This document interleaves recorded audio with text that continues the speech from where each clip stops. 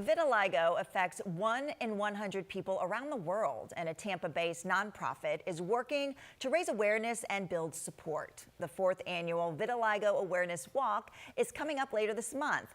Jarrett Brown and Letitia Small from Beautifully Unblemished are here to share how this event is making a difference. So welcome to you both. So great to have you here. Good morning. Good morning. Let's talk about this support group, Beautifully Unblemished. Can you tell me a little bit more about it? Absolutely. Beautifully Unblemished was found in 2017 and launched in 2018 by Tanja Johnson.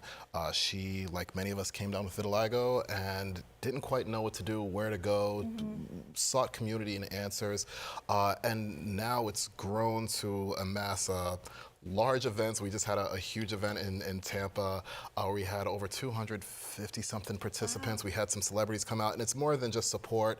It's about finding a voice, decreasing the stigma, not just sitting there and wallowing, but getting answers, finding help, and finding community and having a good time in the skin that you're in and loving yourself and showing other people around you, what is vitiligo? Yeah. Well, let's talk about it. Can one of you, I don't know which one, can explain what vitiligo is for people who may not be aware? It's losing your pigmentation.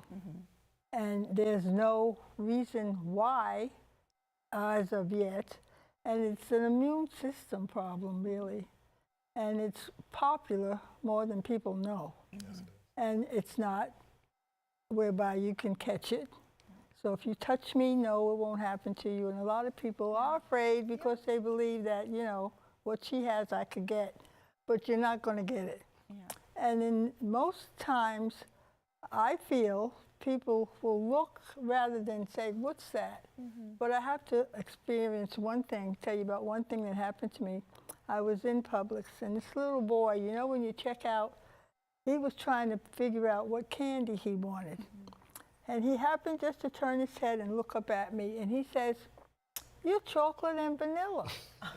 But the best part about it, his grandmother, because it was an older woman, she pulled him away, and I said, "Please, don't scold him."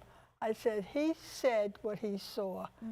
And I wish more people would, ask us so we can tell them, you won't get this, or how it's affecting people. Right. It's very popular. Yeah. But most people don't question it. Right. Well, how has it affected both of you growing up with this? So I've had vitiligo for quite a few years. I'll say a long time, let's put it that way. And it can be difficult. I came up in a time where we didn't have the internet. There wasn't as much information. It wasn't as easy to get information. There weren't support groups, there weren't communities. So it can be difficult we always kind of go back and forth. Is it harder to have it as a young person, where I can tell you the first day of school every year was difficult because you're different going to school, and kids are always looking to kind of find their place in the pecking order.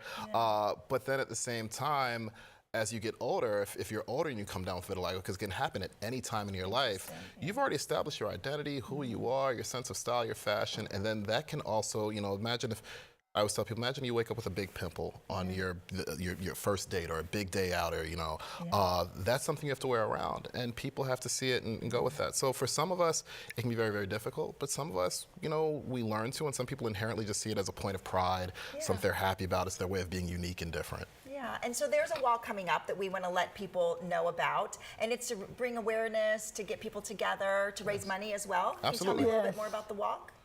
The walk is fabulous. It's for the young, it's for the old. Even if you can't walk, you can come and be part of it. And that's the main thing, getting the word out, letting people see that we're just as normal, even though we might have a challenge. And in reference to what Jared said, I got mine later in life. I was 41 when I got it. So basically I had a good life coming up. But at this walk, you'd be surprised how people just let themselves go and have a good time, and you meet new people and you express your feelings. And this way, more people are aware these are people like everybody else. Absolutely. So the skin might be a little different, but there's Yes. Well, we want to let people know the website. Do you know the website offhand if they want to get more information? BeautifullyUnblemished.org. It'll be at Lopez Park. Registration at 7 a.m. Walk starts at 8 a.m. Okay, there's the website right there. Thank you so much.